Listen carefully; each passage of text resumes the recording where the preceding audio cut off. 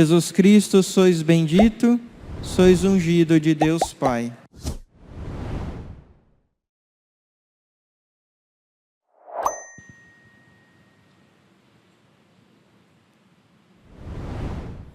O Senhor esteja convosco.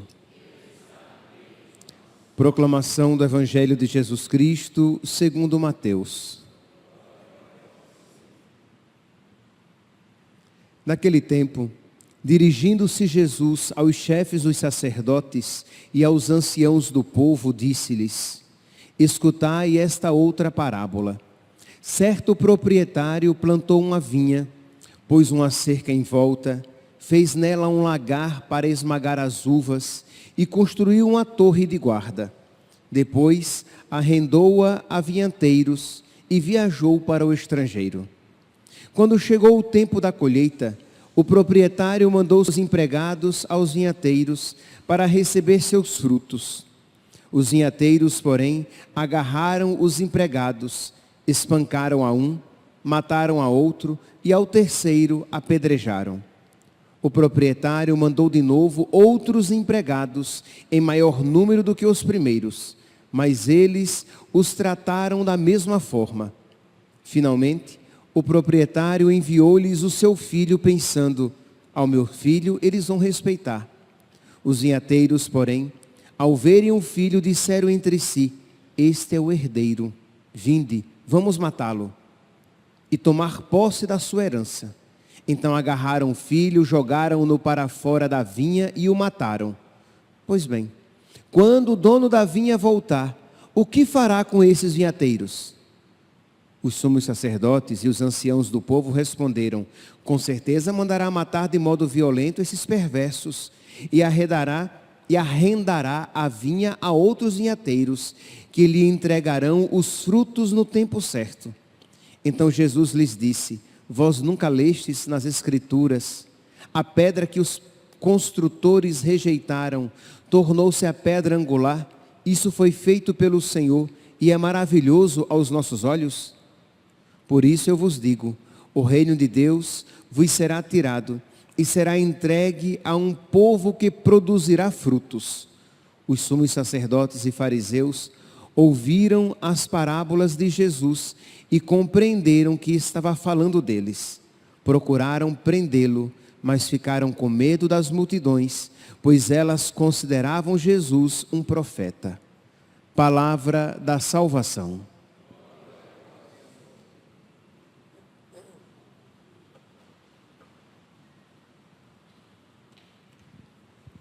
Caríssimos irmãos e irmãs, na primeira leitura de hoje, retirada do livro do Gênesis, nós vemos José perseguido pelos seus irmãos e que é uma figura de Jesus, perseguido pelos seus irmãos, pelos seus compatriotas. E durante o tempo da Quaresma nós iremos ver essas figuras de Cristo, José, Jeremias, outros profetas, que nos fazem compreender melhor o mistério de Cristo. Então, nós vamos nos aprofundando cada vez mais para que bem possamos compreender todo o mistério que nós iremos celebrar no Tríduo Pascal, na Semana Santa, em preparação para a Santa Páscoa. Pois bem, nós vimos aqui no versículo 19 e 20, que os irmãos de José disseram entre si: aí vem o sonhador, vamos matá-lo.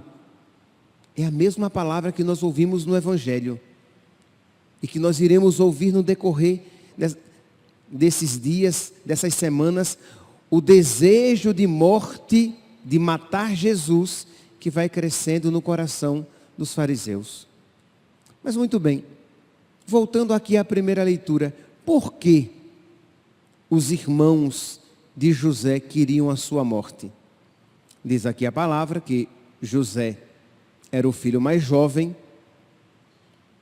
de Jacó E Jacó tinha uma certa predileção.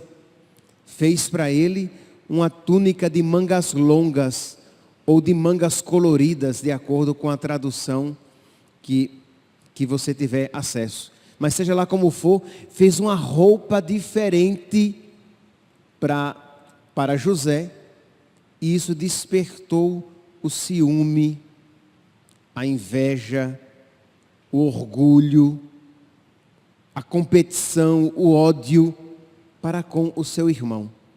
Não fosse isso já suficiente para esse atrito familiar, com este sentimento tão pouco valorizado, e tão pouco confessado, inclusive, mas que deveríamos ficar atentos, né? A inveja, o ciúme. Isso não bastasse, José um dia encontra os seus irmãos e disse: inocente, eu tive um sonho. E os irmãos, que já não tinham muito apreço por ele, perguntaram: que sonho? Eu sonhei que nós todos estávamos juntando feixes, e num dado momento o meu feixe fica de pé e no centro, e os seus feixes ficam ao redor do meu e se prostram diante do meu. E todo mundo compreendeu. E todo mundo interpretou: ele quer ser melhor do que nós. Os nossos feixes se prostraram diante dele. Ele tem um outro sonho. Diz: eu sonhei também que o sol, a lua e 11 estrelas se prostravam diante de mim. Quando Jacó, o pai, ouviu isso, pediu até que ele se calasse, que não comentasse mais, porque viu o teor explosivo daquele sonho. Isso foi fermentando no coração dos seus irmãos. Então, essas paixões, meus santos, que nós somos convidados no tempo da Quaresma a sinceramente olhar para dentro de nós e nos perguntar: não estão elas também dentro de mim? Inveja, orgulho, ódio, rivalidade, competição. Isto é, essas paixões que foram o estopim da perseguição e do desejo de morte dos irmãos de José, mas que estão infelizmente no coração de todos os homens, marcados pelo pecado original. E o tempo da Quaresma é fazer essa sincera análise para extirpar esses sentimentos de dentro de si, para fazer uma purificação, para que nós possamos nos preparar para a Páscoa do Senhor. Quantas vezes, não são poucas as vezes, os problemas familiares, as rixas, por causa do quê?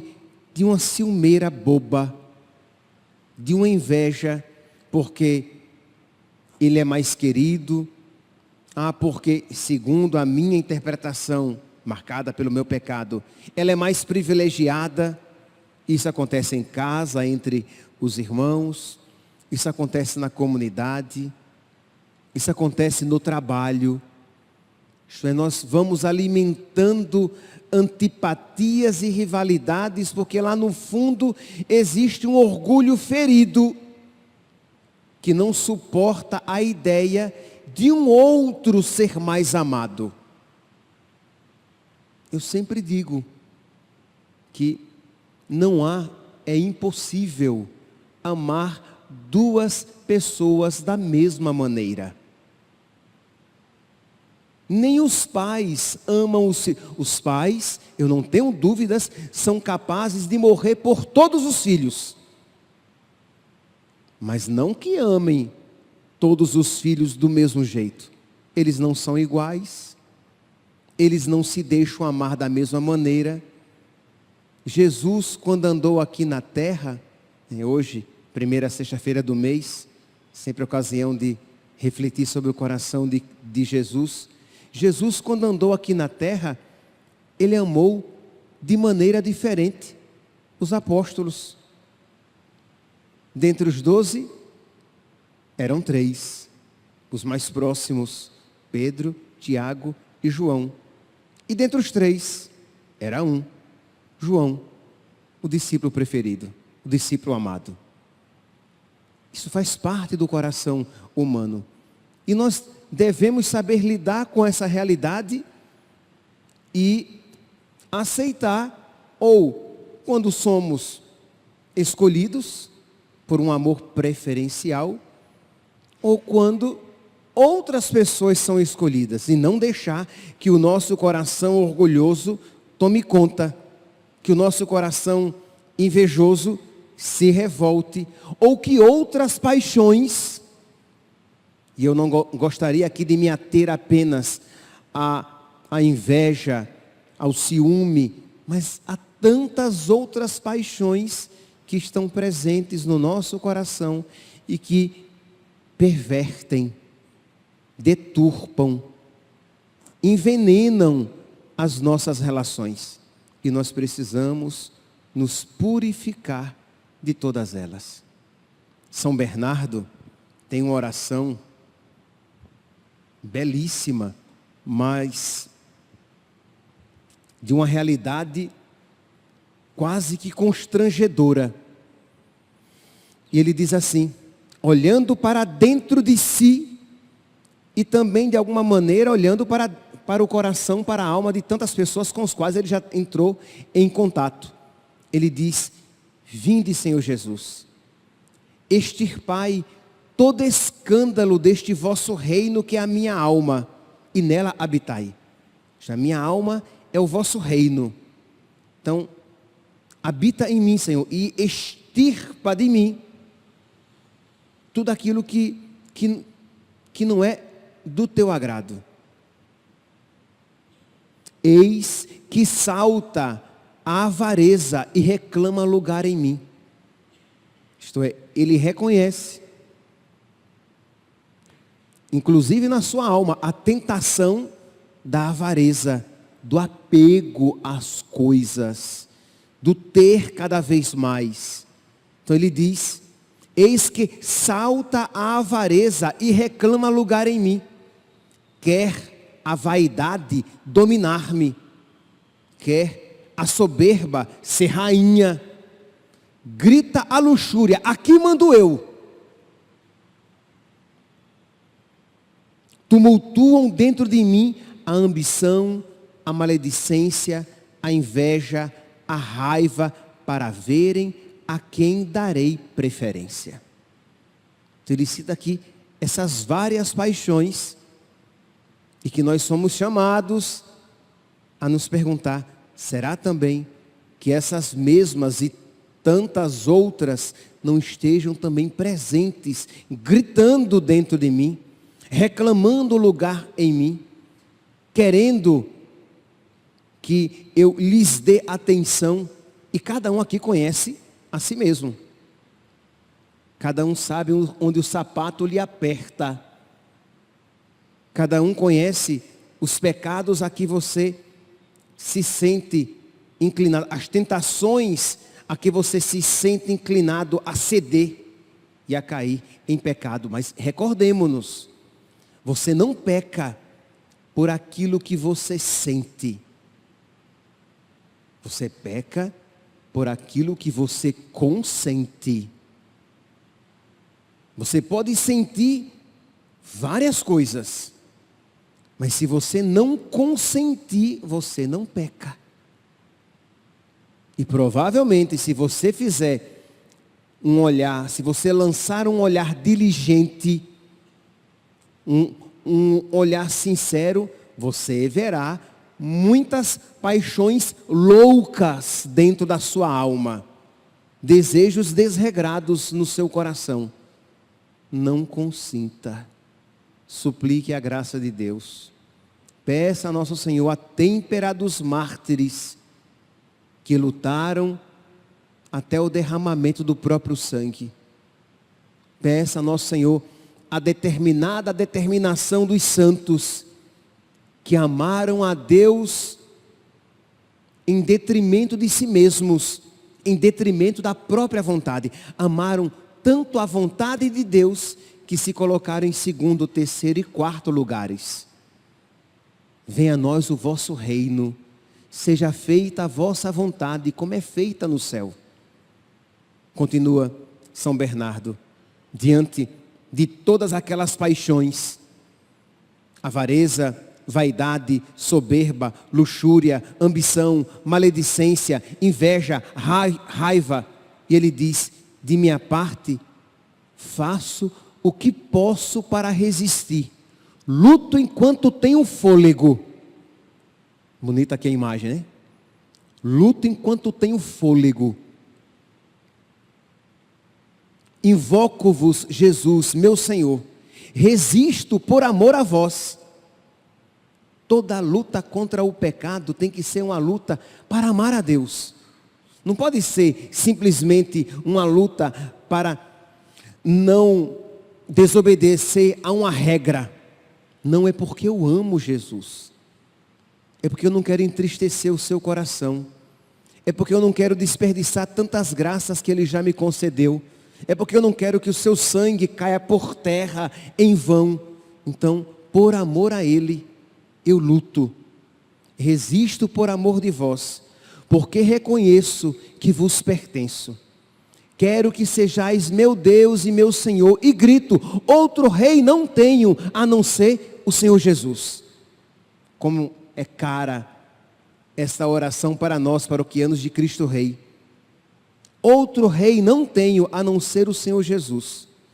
Vinde, portanto, Senhor, dispersai com o vosso poder esses inimigos na minha alma, e reinareis em mim, porque sois meu Rei e meu Deus. Que hoje, meus santos, então, diante desta palavra, neste tempo da quaresma, tempo de purificação, tempo de nos prepararmos interiormente para que Jesus seja o nosso Rei e nós possamos ressuscitar com Ele, que nós façamos uma análise profunda, minuciosa, sincera, de tudo aquilo que está desarranjado dentro de nós, para que bem possamos nos preparar para a Páscoa. Tempo da quaresma é tempo de conversão, é tempo de lutar contra os nossos pecados e adquirir uma maior semelhança com nosso Senhor. Louvado seja nosso Senhor Jesus Cristo. Para sempre seja louvado.